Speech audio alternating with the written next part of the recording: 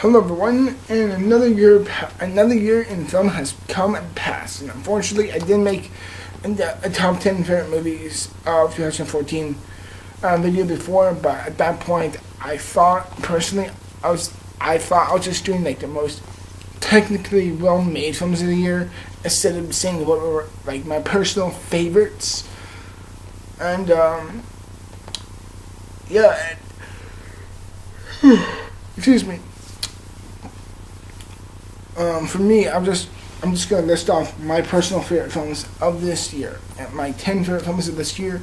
But before we do that, and another thing I want to say is that probably not gonna spend that much time talking about these movies. I'll probably give these movies like in each like 2 or 3 sentences each, probably in this video. I do apologize if I do spend too much on this. Unless like if it's more than 15 minutes, I do apologize. But with that in mind, here are my honorable mentions for my favorite films of this year. Excuse me. Big Hero 6. I really enjoyed that film. 22 Jump Street, 300 Rise of an Empire, Lone Survivor, The Amazing Spider-Man 2, John Wick, Nightcrawler, The Grand Budapest Hotel, and the Lego Movie. I personally thought all those movies were really, really good, but they just didn't make it on my top 10 list. And here we go. On my number 10 for me is going to be, for me at least, Interstellar. I thought Interstellar was really, really great. I loved the internal story of it. It had a lot of great heart and story. I loved it. I loved the dialogue that a lot of these characters share back and forth between each other. It had this huge sci-fi epic scale on it, and I thought the film was just visually breathtaking. I loved a lot of moments within it. That was very, very well made. And aside from all that, I thought the film was just beautiful to behold, with superb acting, great script, and of course, it's Christopher Nolan. How can you go wrong with this? Like, granted, he has made some hiccups. Excuse me. But I do really think Interstellar is a beautiful sci-fi epic film that I really, really enjoyed from beginning to end, with some super solid performances above all other things. And yeah, Interstellar is great in my opinion. Number 9. The Imitation Game. I love The Imitation Game. I thought it was a beautiful film from a character biographical view of Alan Turing, played greatly by Benedict Cumberbatch. And also some of the side characters was also really, really, really good, like Mark Strong, Keira Knightley, and all these other certain side characters that you see in the film. Like, they all give really, really great and solid performances. And I thought the story was super intriguing and very, very enticing, and how you got to see this really, really fascinating man who, in the historical books, he did a lot more, and he sacrificed a lot more than what we really realized. And the memory and the tragicness of this character of Alan Turing in the Imitation Game is truly tragic and very, very, very beautiful. And I'm very, very happy that this film got made. It has superb reviews, and above all things, it was a beautiful film from beginning to end. Number 8. For me, number 8 is a film that I would say that lingered for me the most, and like the film that really grew on me over the year. And that movie, it was Captain America: Winter Soldier. I loved Captain America: Winter Soldier. Like I said before, it really grew on me over the year. And when I first gave the review, it was kind of mostly good, but with some technically wrong things. And granted, it does still have some problems, but I still think it... oh my god, I'm burping so much. Or because I had a big breakfast. But I think it was beautiful, a great, great film. It had this Jason Bourne type of feel for itself. Very much espionage type of thriller feel for itself. And I really enjoyed it for what it was. I thought the performances were great. And all the actors were really, really great. Like Sebastian Shaw, Robert Redford, Samuel L. Jackson, Scarlett Johansson, and of course Chris Evans were all really, really great, and I liked the feel of the film. It felt like this real espionage type of sly thriller feel for itself, and I would definitely say this is the best Marvel Phase 2 movie of them all. Yes, Thor 2 was mixed, and Iron Man 3, in my opinion, was pretty good, but this is definitely the best, and I am definitely looking forward for Age of Ultron because of this, a lot more because of this movie, and I really want to thank Captain America Winter Soldier for really making me happy for already a great franchise to begin with. Number 7, How to Train Your Dragon number 2. I love this film. The animation was superb, the story was great, the voice acting was also great, like Kate Blanchett, for God's sake, I keep forgetting the main character's name, like Hiccup's, the person who does the voice work of Hiccup is also really good, and Gerard Butler is great. Not just all that, but I love how it had this real family bonding conflicting inside for it, and I thought, for me, it seemed very, very, very realistic. It seemed like these characters were growing. It seems like they were maturing. It seemed like they were growing up. It seems like they really had like this maturity and responsibility to the film, and it had this real, like, truly like real feeling for itself, and I really loved it because of the aspect of conflicting family and all the story, with the superb story being thrown into the middle of it. I thought it was really, really well done. And it's definitely, in my opinion, the best animated film of the year. Number 6. It's a tie for me. It's a tie between X-Men, Days of Future Past, and Guardians of the Galaxy. And let's talk about X-Men first here. Why I love X-Men Days of Future Past, for me at least, is because it was like the saving grace. It's like the pros and cons of X-Men 1, 2, 3, Origins Wolverine, and First Class, and Wolverine, all put into one big film, and it kind of corrected the problems of those previous films, and in my opinion, it was like this real saving grace from this pretty bumpy franchise. Even though I do really enjoy the movies the most, I still really think this is the best of them all. It has great cast, wonderful script, and I love how and I love the design of the Sentinels. They look great.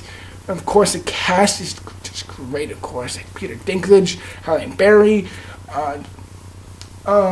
Hugh Jackman, holy fuck! There's just too much there's just too much characters to count, truly. And I just love the film for what it was. It was, to me at least, it was like this real saving grace of the franchise. And hopefully, when it goes over from Days of Future Past to Apocalypse, I really hope it keeps the Connect feel, and let's just hope Bryan Singer doesn't drop the ball yet, because I really think he is the person to really keep these films going for it. And man, I'm just really hoping for Apocalypse. And now going on to the other side of Guardians of the Galaxy is that where X-Men was much more of the saving grace of the franchise. This to me is much more of the birth of a new franchise. Like, wow, like James Wan directed the crap out of the film. I loved the film. It had great cast. Dave Bautista, Zoe Saldana, Bradley Cooper, Chris Pratt, and Vin Diesel were all great. And also you got to see some other side characters like Benicio del Toro and John C. Reilly, and they were all really, really great. They had great chemistry, they had great dialogue. Like, who doesn't love the line? It's like, they call themselves the Guardians of the Galaxy. What a bunch of a-holes. Like, who the hell doesn't love that type of dialogue? It's just fantastic. I loved it. And for me at least, it was just like this, for me at least, it was like a birth of this new movement of a movie, of this superhero genre that's been going on strong. Like, ever since Iron Man, at least, they have been just great and great and great. Now, well, granted, like, Man of Steel wasn't that great, and I don't like The Dark Knight Rises. Like, those were only 1 or 2 flops. within the last like few years, but don't get me wrong, these two movies are just both Guardians of the Galaxy and X-Men Days of Future Past for me were just superb films. One of them was the saving grace of a franchise, and the other one was a birth of a new franchise. Both executed greatly within 2014. Probably the best year for superhero movies since 2012. Because 2012, we got Dread, we got The Amazing Spider-Man, we got the Avengers. Aside from all that, these are two definitely fantastic superhero movies that I greatly love. In my opinion, hopefully my view, I'm gonna give brand new feelings and brand new future for superhero films in general. And I really, really cannot wait for more superhero films within this year. Now, top 5. Let's get into this. And number 5 for me is a lot of people may be really surprised at this, but Godzilla. Yes, I love Godzilla. I really do love Godzilla. I love this film. For me, it was much more of like this, like, you know, the 1998 travesty which was a Roland Emmerich, Matthew Broderick piece of shit film. But I love this film. I thought this film was just a beautiful film from the epic scope, and I love the film's size and ratio. Like when they showed the size comparison between of the humans and the monsters, and epic scale and the epic live, like the whole epic live feel for it was just brilliant, and I loved it. And above all other things, I thought the film just looked beautiful with fantastic animation, really good acting by Elizabeth Olsen. Oh man, I forgot his name. The Japanese man who was in the document. Fuck's sake, I forgot. I'm sorry, but Aaron Taylor Johnson was also really good in this film. But of course, in my opinion, Bryan Cranston was just the heart and soul of this movie. I thought he did a very, very great job. Every single scene he was in, I loved. Like, in my opinion, this is definitely I wouldn't say it's underrated, but in my opinion, it's just one of those few like best performances of the year. In my opinion, it's really, really great. Like Bryan Cranston in Godzilla, Chris Pratt in Guardians of the Galaxy, Andy Serkis in Dawn of the Planet of the Apes, and Jake Gyllenhaal in Nightcrawler. Those are, like, for me at least, the best performances of the year. And I just want to say that I really love Godzilla, and I want to say that it's a fantastic film, in my opinion, of these monster movies, in my opinion, of what they've been doing and how they've been feeling out for the last few years. And in my opinion, it's just a great movie, and I've just been non-stopping watching it. And also the music and the live scope and scale of the film, unreal. Like, I love Godzilla. In my opinion, it's a great, great film. Now here we go, number 1, my top 4. Now for me, my top 4 were very, very, very freaking difficult to choose. And for me, these are like the four films for me that really just stood out from all the rest.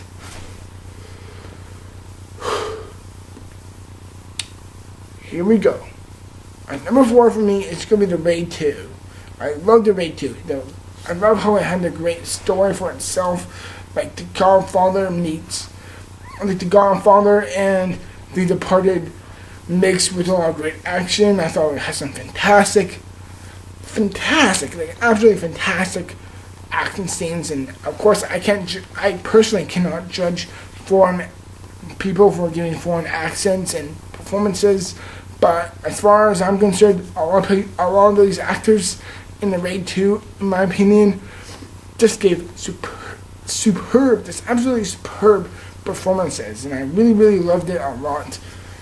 And yeah, for me, The Raid 2 was just a superb film, and there's just so many great things for me.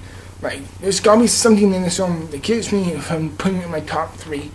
But nonetheless, it's a brilliant film at that, and a fantastic film above all, and also a great sequel as well as an individual film as itself. What more can I say about The Raid 2? It's a perfect action movie. Number 3, Dawn of the Planet of the Apes. Definitely the most beautiful film of the year. I love the way this film feels. Like, it's very, very visualized and very, very realistic.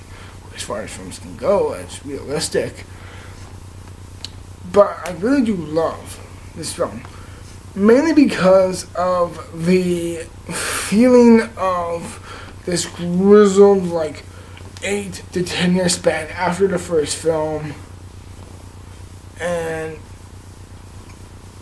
the animation, the CG, it's gorgeous. I love the feeling of the espionage type of feel for itself, and probably in my opinion the best of all the Apes movies. Like, I've only seen like the very, very first one with Charlton Heston and Rise and Dawn, this is definitely the best of them. And I gotta say, the way it feels and grows, and this type of commentary it has on society and animals and evolution and growth are superb, and I really, really, really friggin' love Dawn of the Planet of the Apes. It's just a visually beautiful film with fantastic performances, great script, fantastic acting, above all things. Andy Serkis is definitely one of my favorite actors ever, maybe, in my opinion, because of these films, because of films like this, to really just have these wonderful, wonderful feelings of just a complete understatement of how underappreciated some actors can really, really be. And this film really does show it beautifully. Number 2, The Hobbit, The Battle of the Five Armies. I love The Hobbit, The Hobbit, The Battle of the Five Armies. It was, for me at least, it was a very, very emotional journey, going from point A to point B to point C to point D. This is a beautiful overall story that I felt very, very emotionally attached to, and seeing this movie end is just brought tears to my eyes. And the performances were great, the action was phenomenal, the script was just, in my opinion, I wouldn't say it's brilliant, but I would say it's just, in my opinion, the script is just genius. And you know what? Fuck all the people who say it's bloated. Fuck all of you. I loved the film. I loved it for what it was. I thought it had a beautiful sense of story. It had a great story. It had fantastic performances by Evangeline Lilly, Orlando Bloom, Martin Freeman, like Ian McKellen, Christopher Lee, all these great characters, all these great actors playing classic, to me at least, classic characters. And just absolutely shining through, and just giving it, to me at least, one of my favorite films maybe ever, in my opinion. I really do love these Hobbit films. And for me, you can call me fanboy all you want, but it doesn't matter. I love these Hobbit films, and I think they're just superb films. But what can beat that? I'll give you my number 1 favorite movie of 2014 is Snowpiercer. Let me tell you something.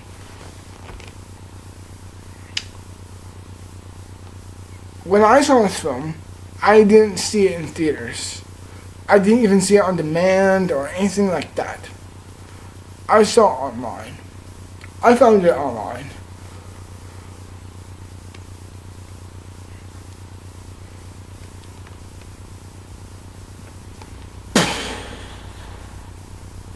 Just wow. Just wow. The way the film feels, the way it goes, the way it moves, and the way it progresses is sheer genius. That's what I can say about Snowpiercer. It's genius. Bong Joon-ho, or I forgot the director's name. You deserve a fucking Oscar for this film. The film has a brilliant, like, modern political theme to it, and it's all about moving, structuralizing class with a visually beautiful story with a superb idea, a brilliant cast, a this absolutely fantastic movie all around. And I want to say that this may be one of the best films I personally want to say, maybe even ever, literally, for me at least, maybe literally ever, maybe for me. It's one of the best films I think I've ever seen. And already, when I give my review of the film, you can honestly tell I was in awe. And you can tell I was in shock that I just saw this movie online and I watched it at night. And it was one of the most enduring and one of the most beautiful and one of the most shocking and most real. It's all about, the film is all about social class. And the way I feel about it is something to be never underestimated, because Bong Joon-ho, who directed this film, you're a genius. And you created, in my opinion, one of the best films I personally want to say maybe that I've ever seen. I love Snowpiercer. And for me, it is my favorite film of 2014, and maybe one of my favorite films I think I may have ever seen. I know that's a huge thing to say, but man, do I fucking love Snowpiercer. My favorite movie of 2014. And everyone, I want to say thank you from the bottom of my heart for watching this video all the way through. If you've gotten up to this point, thank you very much, and I will see you in the future for more videos and for more great things that come on my channel. So thank you very much, and I will see you in the future. And as always, everyone, thank you for watching, and I will see you later. I'm out.